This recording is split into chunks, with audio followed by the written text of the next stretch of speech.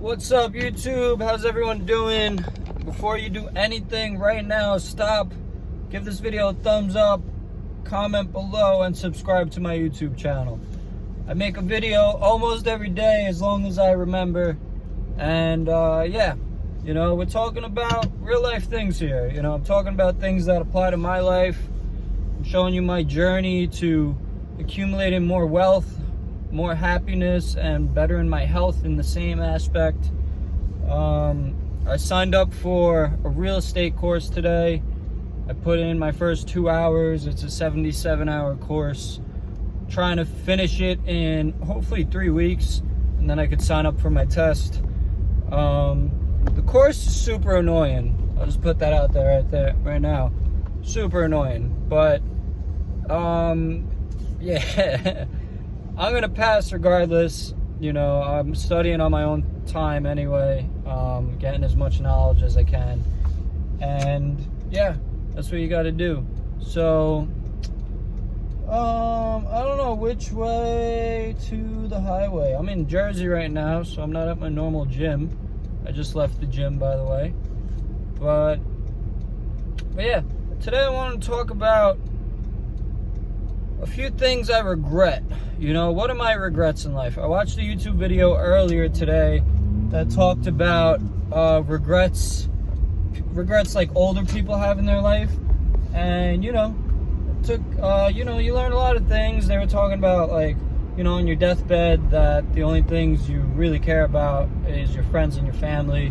Everything you accumulated doesn't matter that much, which I would agree and disagree with. You know, you want to build a life you're proud of, even on your deathbed, you know. And on your deathbed, you're going to, of course, care about your loved ones the most. I'm sure you're not going to care about your yacht or your possessions, but you're going to enjoy those along the way.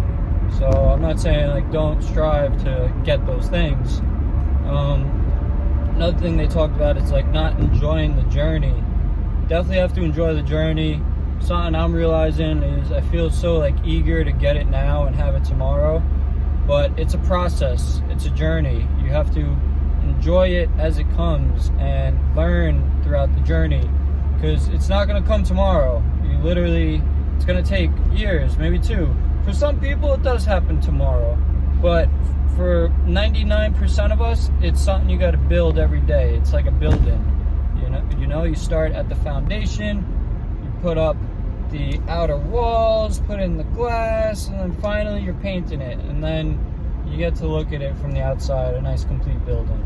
So you got to understand that it's a process. It takes time, and you always have to work towards it. So one of my regrets is not speaking my mind or taking those opportunities that were right in front of my face. And this is a pretty broad one, but I guess really not speaking my mind and being too shy to do things. The number one biggest thing was, I guess, talking to, like, girls I really found attractive, or just a girl in general. Like, the amount of females I've passed up on because I was too scared to talk to them, or I didn't want to, is pretty absurd. You know, it's a lot. Express. We're going Express. I don't know if Express is the right... Express is not the right way. It's okay. But yeah. Keeping my mouth shut when I should talk. There's nothing wrong with talking. Even today in the sauna, there was a few friends in the sauna telling a story. And, you know, I thought it was a funny story, and I wanted to contribute to the story. Generally, I would keep my mouth shut and not do it, but I was like, fuck it. Like, they might get a laugh out of it. If not, you know, then they didn't. I'm never going to see... I might see them again, but I don't have to care what they think. So I told them the story, and, you know, it was funny. I got practice delivering it, which is one way to look at it, and I also got out of my comfort zone by going into someone else's, like, open conversation and putting my 2 cents in. So yeah, not opening your mouth and saying what you want is a big thing. You can miss out on a lot of opportunity by just not talking. So one of my biggest regrets is keeping my mouth shut. Alright, another big regret, so number 2 is not following, like, I guess procrastinating, not doing things I really, really wanted to do. And like, I remember back when I was young, I got some money from a dog bite. I was bit by a dog, so insurance gave me money because the dog bit me in the face. And I was young, I was like 12, so my parents really handled that. But the money I got, I remember I didn't want to spend it all. I wanted to put it all in the stock market, and specifically like 3 stocks. But I voiced my opinion, and it just, my parents, I don't know if they weren't able to, or because I know I was young, but yeah, it's really something as simple as that. Like, I wanted to buy something, and I wasn't able to, I was held back. And those stocks I would have bought just 7 years later when I was 18, I would have turned the money I did get into a much larger sum.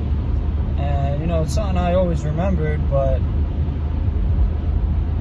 yeah. So that's kind of something I didn't have full control over, because also the money was like, you can't really buy stocks when you're that young, and also we didn't have like Robinhood when I was 12 years old, so it was a much different time.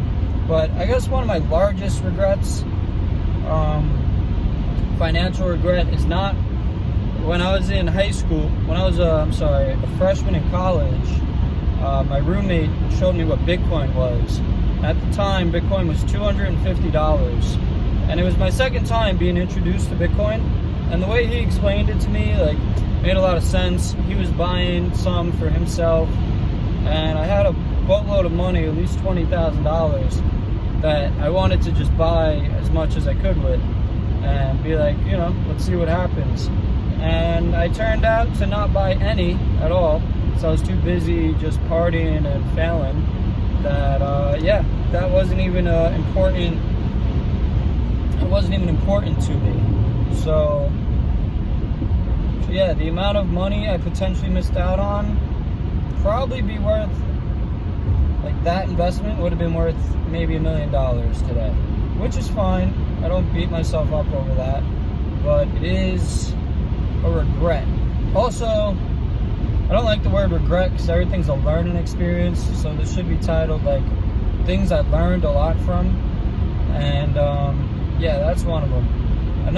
My biggest regret that I also learned from is I spent 10 years of my life smoking weed, and there's multiple reasons why I regret that. Number 1 is it ruined a lot of relationships I had with really good people, including my family. Number 2 is I was spending a dumb amount of money on getting weed and smoking.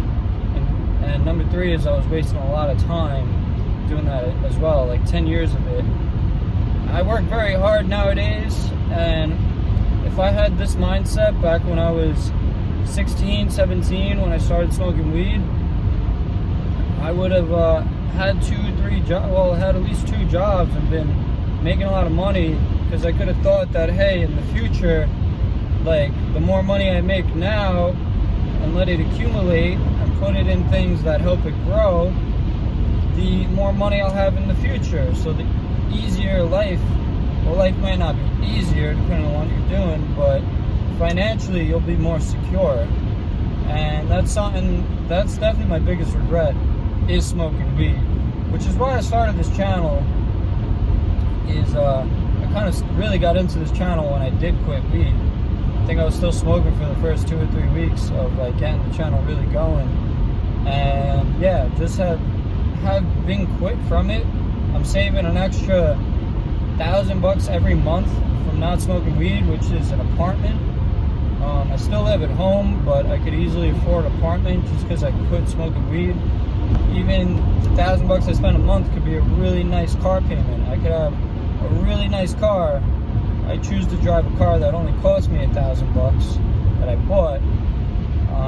but I could be driving a very fancy car because I just quit smoking weed. I quit those bad habits I had.